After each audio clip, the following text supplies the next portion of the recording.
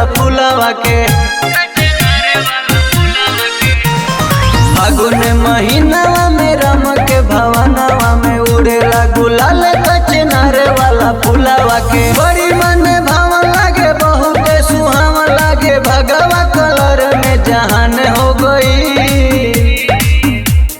अयोध्या नगर खुशहाल हो गई चारों भैया खेले होली चमत्कार हो गई।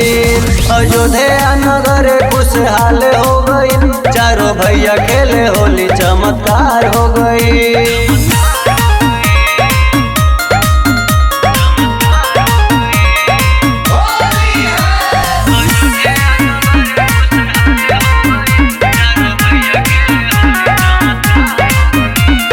राम लक्ष्मण के देखी उमंग हो स्वर्ग में देवता भी हो गईले दंग हो।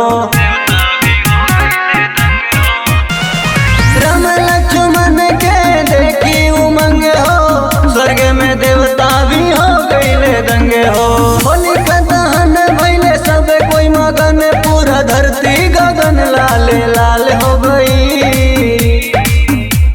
अयोध्या नगर खुशहाल हो गई चारों भैया खेले होली चमत्कार हो गई।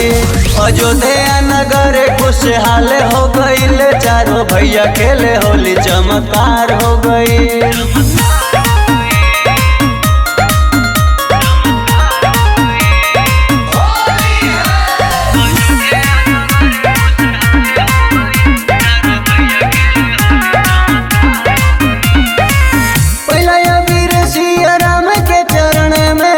अरविंद तिवारी अइले रउरा शरण में।